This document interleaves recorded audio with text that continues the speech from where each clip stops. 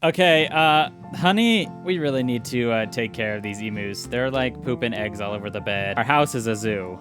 Hey guys, welcome back to another episode. Last episode, we finally got our jetpacks, and so now we can go vertical. This episode, I do want to do a couple little miscellaneous things. I'm gonna go get some villagers and get a breeder set up. Also, I want to work on a gold farm. Oh, the emus kick you. Oh, crap. Oh. So, I'm gonna take on a kind of a big project this episode. Villagers, step 1. Gold farm, step 2. That's this episode. So at this point in time, our jetpacks are very low capacity. So literally they're empty already. All we did was like film the outro and fly around a little bit of last episode. So I'm going to go ahead and put on my armor. I'm going to take the gyrodine and I'm going to go get the villagers one at a time with this thing. We'll get 2 and we'll just start a breeder and maybe an iron farm.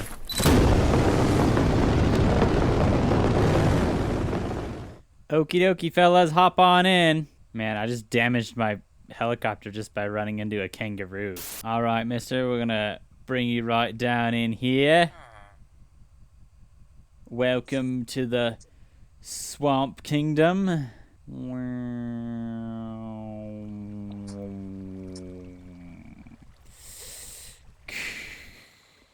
We have touchdown. Okay, so the breeder is gonna be right here in this area.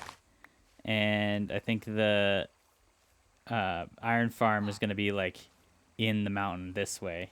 I dug out a little bit of space here, and I'm thinking we'll just have the adults up here on the top as per normal, that, and then we'll have the growing up ones down below.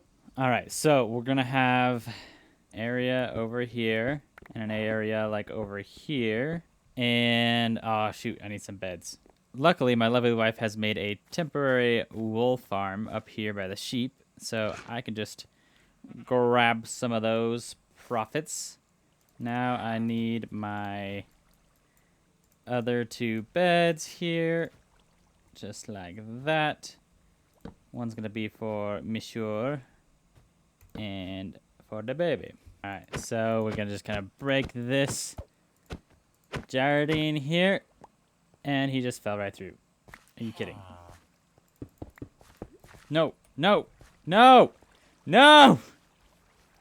Please, please go back. Okay, I'm gonna go get another one. And back home with Fletcher number 2. Bum, ba-da-bum, bum, ba-da-bum, bum, ba-da-bum. All right, I need to go grab some of the glass.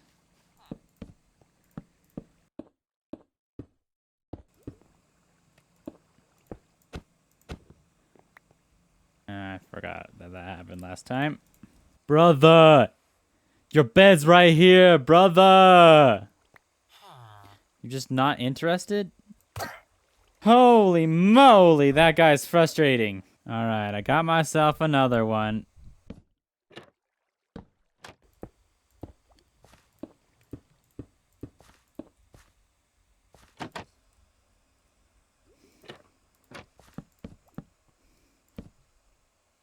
Okay, so I fed the villagers a little bit, but really we just need some more carrots and stuff. I'm gonna go to the nether and I'm gonna scout out a good place for the gold farm, because that's another goal for this video that we have, and we're gonna see what we find. Honestly, I think like right here would be a great spot for the gold farm, just right next to the portal. All right, let's go collect some magma. We gonna do some piglin farming. So, I do have to admit the reason why I'm making a gold farm is because I want to start putting together some computer components, and if I wanted to do any of that in mass quantities, then I'm gonna need some gold. Also, Emma wants an XP farm, so I figured that could double for both. I mean, it's not going to be a giant gold farm, I'm thinking maybe 2 or 3 layers max. But I do want to demonstrate a little bit of the computer mechanics in when I make it, and I also want to build a personal computer for our house. I think that'd be cool. We can play PC games on our PC. That makes sense. Okay, so I got a couple stacks of magma. So my idea is I'm just gonna borrow a deployer. Okay, so to make a basic computer, we're gonna need a few resources. I'm gonna make these real quick. Actually, to make copper wire, we're gonna need to make this kind of a machine. It isn't too hard. I'll just kind of do all that real fast. I could probably throw it just somewhere like right here for now, and I can move it later, but all right, guys, so we're back. It's been probably like 2 or 3 days. I haven't had a lot of time to record, but I finally figured out what I wanted to do for this kind of a gold farm. It's not going to be fully efficient right now. I'm just going to make 1 layer of magma blocks. I don't have a ton of magma, so that, and I don't have a super clear space for it. I'm going to do it below the nether roof. I'm going to do it here. Eventually, I'll clear out the other areas that they might spawn, but for now, I'm not really worried about it. So I'm going to kind of bridge out to the middle of this, and I'm going to build my neat contraption that's going to introduce you to the world of computers. So we're going to get right to it. Okay, I think this is kind of where I want the center of it to be. There's obviously some places that they're going to be able to spawn, but that's not really any of my concern at this moment. There's more magma there. I'll have to grab that. Okay, so I made basically my windmill for the nether. It looks weird and awkward, but it works. Right-click it, starts turning. This is going to be the source of our power. And then we're going to build stuff off of this.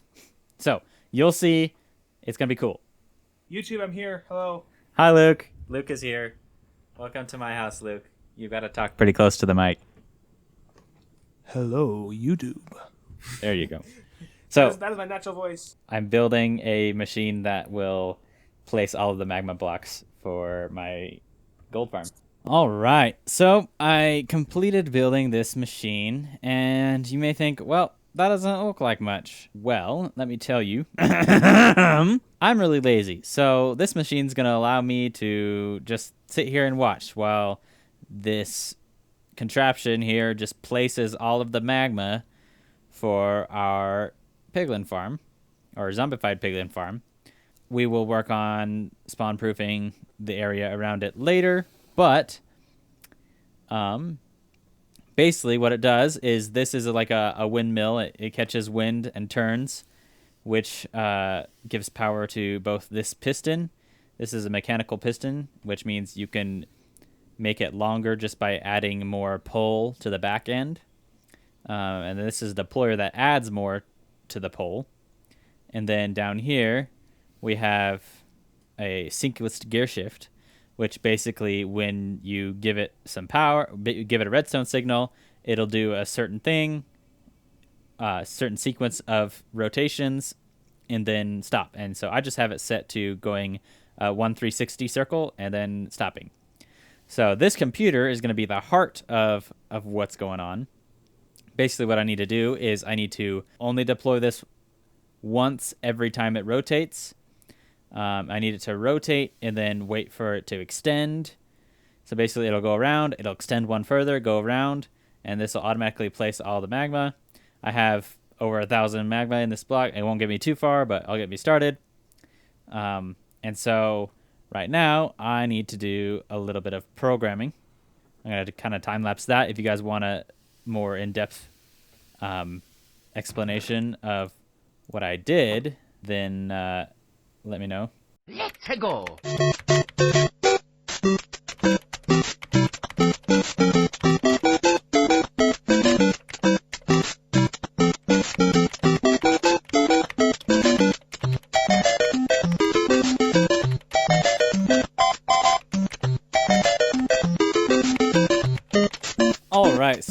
done coding, and it's pretty... Oh, no. You gotta be kidding me. Charge! Uh-oh. Uh-oh. Uh-oh. Uh-oh. Uh-oh. Uh-oh. Oh, that was stressful. Okay, my jetpack pressure is very low. Oh, crap. Oh, holy moly. Why? Why you everything okay? right now? I fell into the lava, but I had my jetpack. And there's a gas shooting at me. Ah! Okay. I went and I recharged my jetpack, mostly. I'm going to test the computer program and hope that it works. So, we need to run the program Magma Placer 3000. Starts by going slowly in a circle. This goes ahead and places a pole so that when this does get all the way around and the mechanical piston becomes real again, it's like, oh, I have further to extend. Okay, so it's made it completely around. Nope, that's not supposed to do that. So basically what happened is while it was extending, this thing also went. So, I see my issue. Okay, I just need to fix this because with a constant redstone signal, the puller stops. And I was treating it like it only goes when it has a redstone signal. And so I just needed to flip that. Okay, so now that I did that, it should work. And so now I just have to run the program again. Magma Placer 3000. And everything should work beautifully. I'm going to go over here. And I'm going to find myself a little bit of a hidey hole. Just so I don't die. And let's watch this thing work.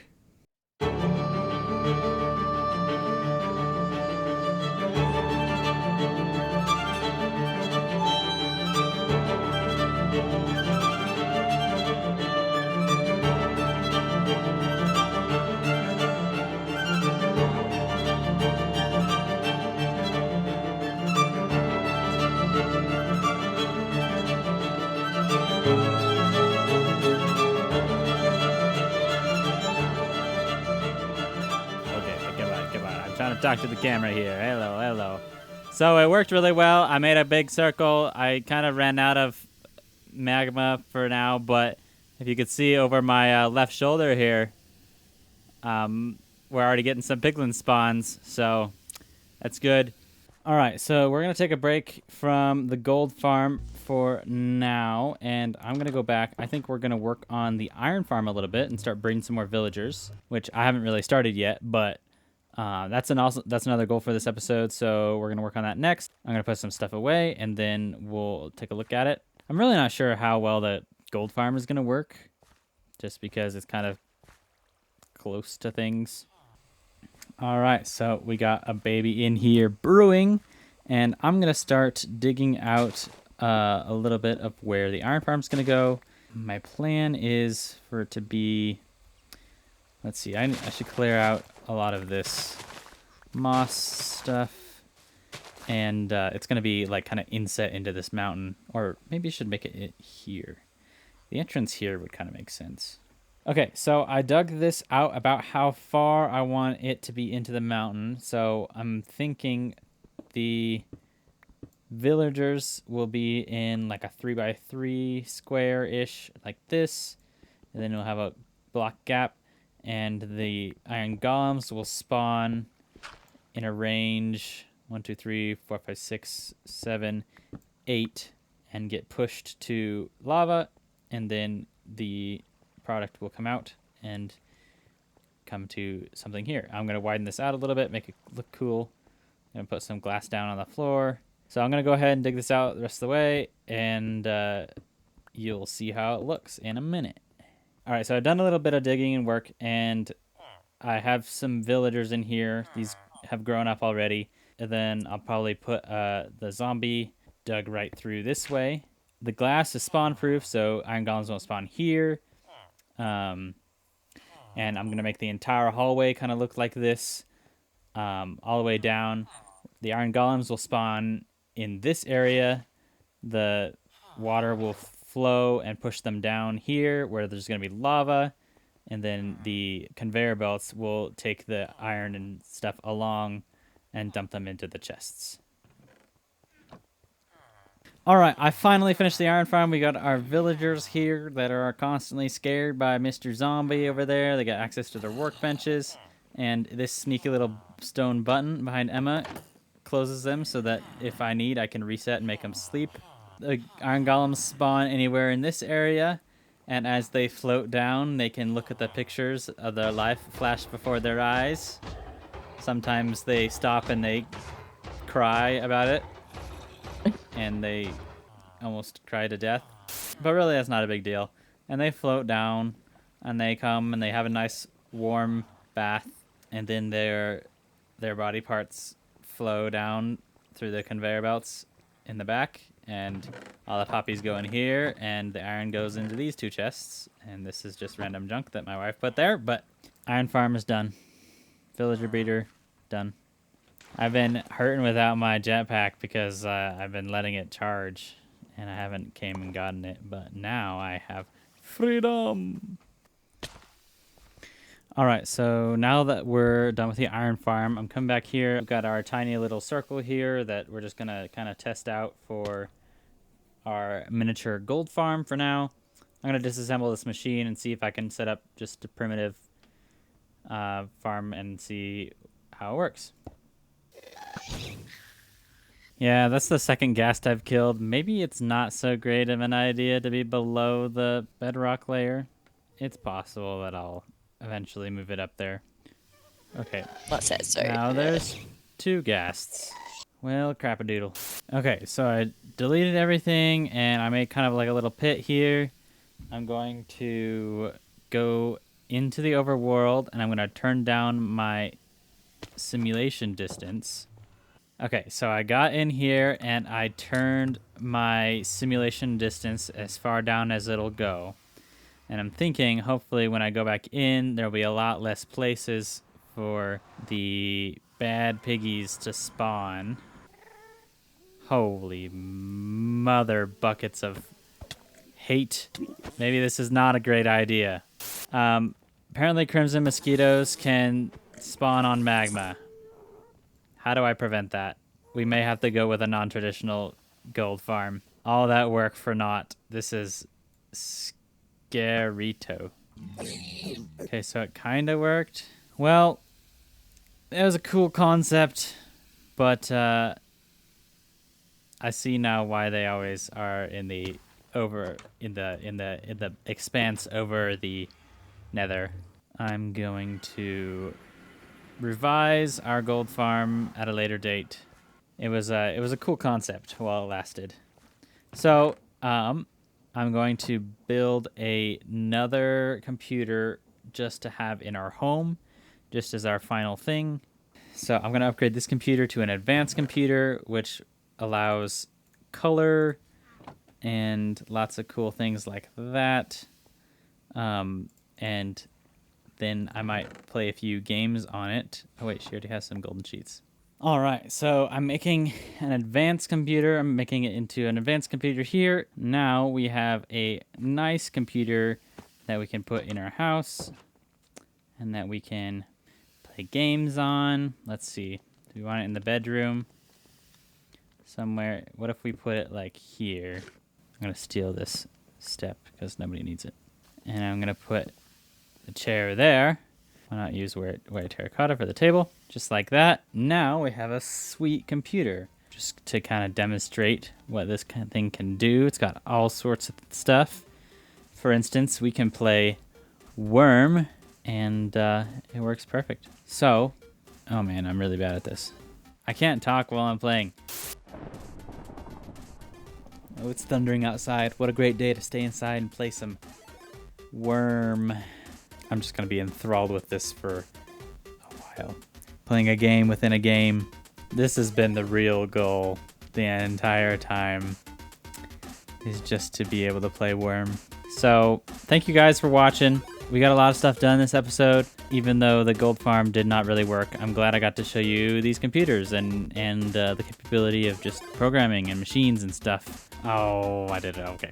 Well, guys, have a great day.